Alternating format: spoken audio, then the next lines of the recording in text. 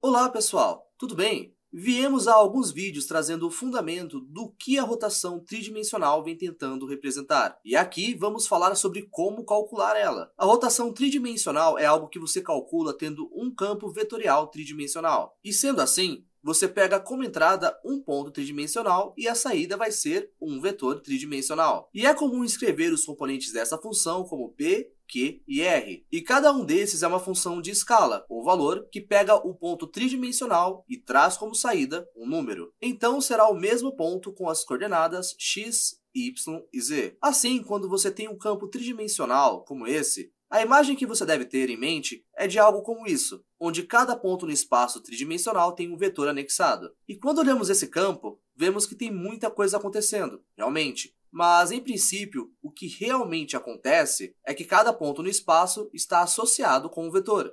O ponto no espaço é a entrada e o vetor a saída. Você simplesmente está grudando eles. E, naturalmente, entre 3 dimensões de entrada e 3 dimensões de saída, temos 6 dimensões. E a imagem que você tem acaba ficando bem bagunçada sobre isso tudo. Mas, de qualquer forma, a questão aqui é como calcular esse vetor de rotação que viemos falando. Escrevemos aqui como rotação da sua função de valor. E como lembrete rápido do que isso deve ser, você tem algum tipo de fluxo fluido induzido por esse campo vetorial, onde você está imaginando ar fluindo com cada vetor. E o que você quer é uma função que diga, dado qualquer ponto, a rotação induzida pelo fluxo de fluido ao redor do ponto. E pela rotação ser descrita com um vetor tridimensional, você está esperando que isso tenha um valor vetorial. E isso será igual a um vetor de saída. E caso isso não faça sentido para você ou pareça meio confuso, talvez seja legal você dar uma olhada no vídeo que ensina como representar a rotação tridimensional com um vetor. Mas, pois bem, o que você vai ter aqui é algo que pega as entradas x, y e z. Ele pega um ponto tridimensional e traz como saída um vetor descrevendo a rotação. E temos uma notação que ajuda bastante quando calculamos isso. Você pega a nabla, aquele triângulo de cabeça para baixo que foi utilizado em divergência e gradiente, e você imagina pegando o produto vetorial entre isso e o seu vetor. E como lembrete, você imagina essa nabla como um vetor contendo operadores de diferencial parcial. E é o tipo de coisa que quando você pensa alto parece um pouco extravagante. Um vetor cheio de operadores de diferencial parcial. Porém, no final das contas, só vamos escrever um monte de símbolos. Essa parcial x é algo que você quer levar para uma função multivariável, e isso vai te dizer a sua derivada parcial. De forma mais rígida, isso realmente não faz sentido algum, porque como o vetor vai conter esses operadores de diferencial parcial?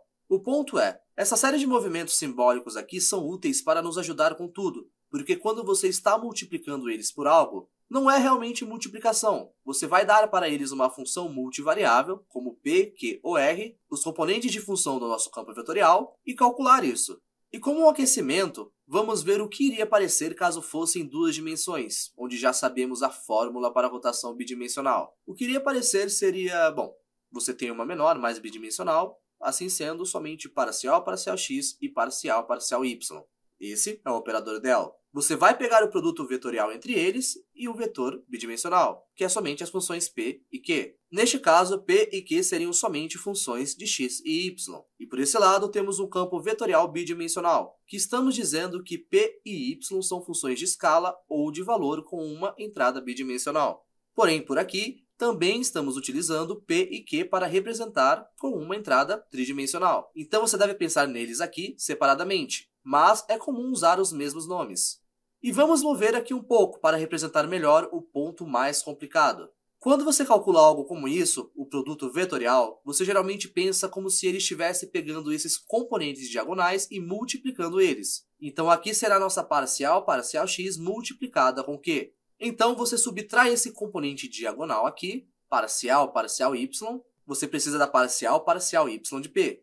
E é isso que você está subtraindo. Então, a parcial y de P somente é a derivada parcial da função P em relação a y. E eu realmente espero que isso seja algo que você reconheça, pois essa é a rotação bidimensional, algo que já trabalhamos a lógica sobre. E eu quero que isso seja além de uma fórmula para você, algo que te tranquilize nesse momento, pois quando você pega o operador del, o símbolo nabla, e faz o produto vetorial com o valor da função, isso vai te dar um sentido de rotação. E agora, quando fazemos isso com um caso tridimensional, iremos pegar o produto vetorial tridimensional entre essa coisa vetorial e a função tridimensional. E se você não consegue seguir com facilidade ou tem muita dificuldade em calcular ou interpretar o produto vetorial, pode ser um momento legal para ver nossos vídeos que tratam disso, onde é elaborada a lógica sobre, explicando o que é e como calcular. E isto por quê? A partir deste ponto, eu vou assumir que você sabe como calcular o produto vetorial, pois fazemos isso num contexto meio absurdo de operadores de diferencial parcial e funções. Então é importante ter essa base. E o jeito de calcular algo como isso é você construir uma determinante. Vamos um pouco mais embaixo aqui. Uma determinante de uma certa matriz 3×3. A fileira de cima são todas as unidades vetoriais em várias direções no espaço tridimensional. Então, esse I, J e K. I representa a unidade vetorial da direção X. Então, I seria igual a... Bem, o componente X é 1, mas os outros componentes são 0. De forma semelhante, J e K representam unidades vetoriais, mas na direção Y e Z.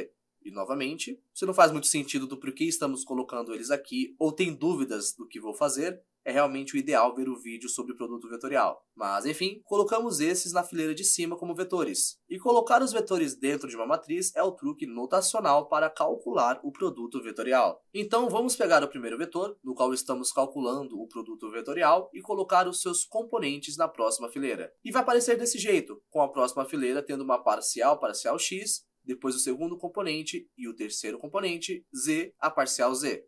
Na última fileira você coloca o segundo vetor, que neste caso é um vetor com função de valor P, Q e R. P, que é uma função multivariável, Q e R. Primeiro, é legal voltar um pouco atrás e olhar para isso. Isso tudo é uma coisa bem absurda, porque quando se fala sobre matrizes e pegar a determinante, todos os componentes são números, porque você está multiplicando números juntos. Mas aqui temos um truque notacional em cima de um truque notacional. Uma das fileiras são vetores, uma das fileiras são operadores de diferencial parcial e o último, cada um desses, são uma função multivariável. Isso aqui parece algo absurdo, complicado, bem longe de uma matriz cheia de números, mas é uma matriz bem útil para calcular aqui. E se você for pelo processo de calcular essa determinante e pensar no significado, o que vai vir vai ser a fórmula para a rotação tridimensional. Para evitar o risco de alongar muito, vamos terminar por aqui. Porém, isso vai ser continuado no próximo vídeo. E é isso, pessoal. Eu espero que tenham entendido e até a próxima.